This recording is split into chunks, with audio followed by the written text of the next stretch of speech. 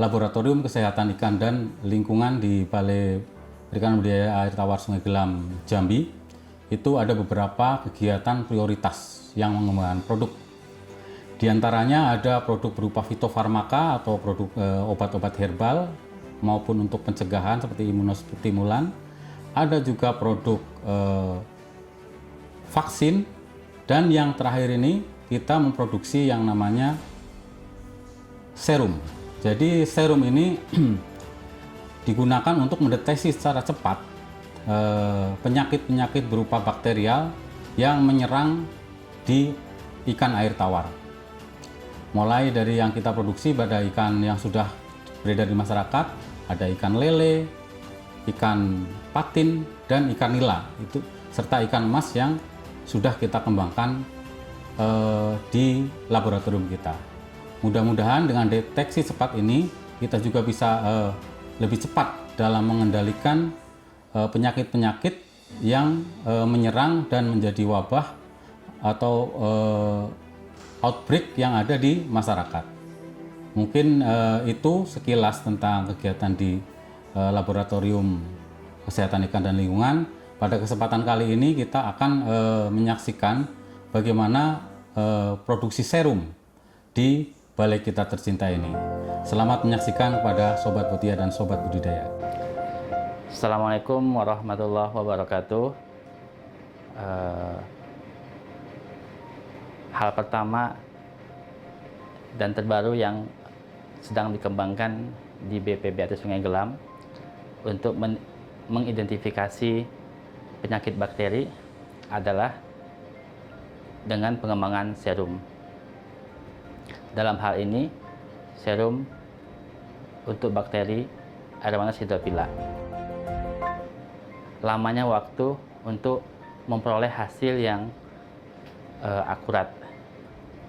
Untuk itu, BPBAT Jambi mencoba mengembangkan serum sehingga dapat mengidentifikasi penyakit yang disebabkan oleh bakteri dalam waktu yang lebih singkat. Pengembangan serum ini cukup panjang, cukup banyak tahapan yang dilakukan. Di antaranya, yang pertama, kita mesti melakukan penyiapan isolat. Yang kedua, kita lakukan penyiapan antigen dari isolat yang telah kita miliki tersebut. Yang ketiga, tahapan ketiga yang selanjutnya adalah antigen yang telah kita siapkan tersebut akan kita suntikan pada kelinci untuk menghasilkan antibodi pada darah kelinci.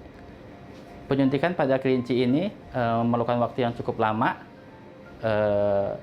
hingga 5 minggu dengan 4 kali penyuntikan, 1 kali penyuntikan tiap minggunya, di mana pada minggu kelima kita akan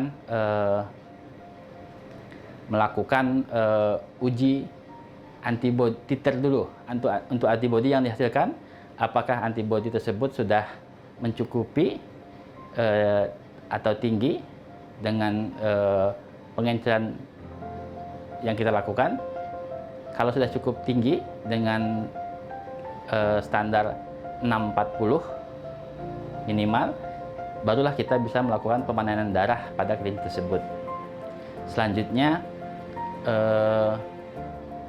darah yang kita panen akan kita proses untuk menjadi serum dengan proses sentrifuge untuk mengambil bagian bening dari serum darah tersebut, serumnya, sehingga bersih dari unsur eritrosit dan partikel padat lainnya. Setelah bersih dan mengandung serum saja, selanjutnya kita lakukan pengujian ya dari hasil serum yang kita uji tersebut. Hasilnya kita uji apakah dia akan membentuk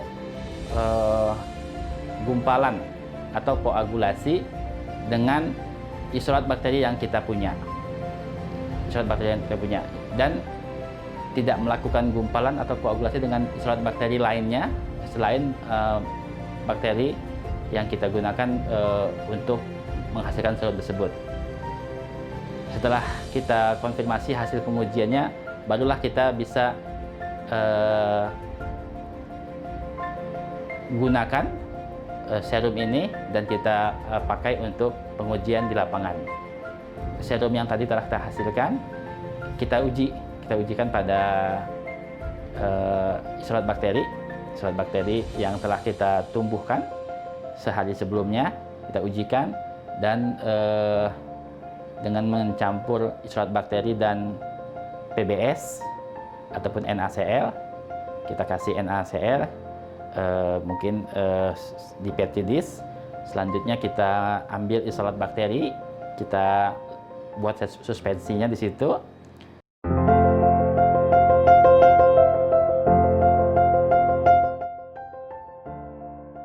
Selanjutnya kita ambil serum ini sekitar 0,05 mili sampai 0,1 mili, kita reaksikan pada suspensi bakteri tersebut.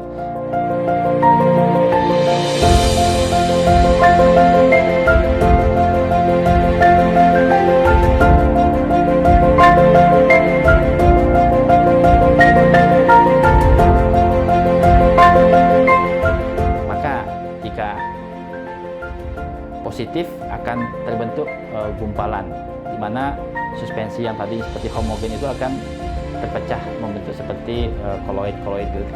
Jadi bisa dikatakan bahwa itu reaksinya positif dan kita berhasil mengidentifikasi bahwa memang itu disebabkan oleh bakteri tertentu. Dalam hal ini kita bakteri Adenomyces phylla. Dan jika suspensi tadi tidak membentuk koloid, hanya dia tetap homogen dengan penambahan serum tersebut, maka reaksi tersebut akan negatif. Demikian proses pengembangan serum yang kita lakukan di BBAT. Pengembangan serum ini akan terus kita lakukan. Mungkin nanti untuk bakteri yang lainnya, bakteri yang Enterococcus ictaluri, terus Staphylococcus, dan bakteri ikan lainnya, baik ikan air tawar ataupun air laut, bisa dihasilkan dengan metode yang kita lakukan ini.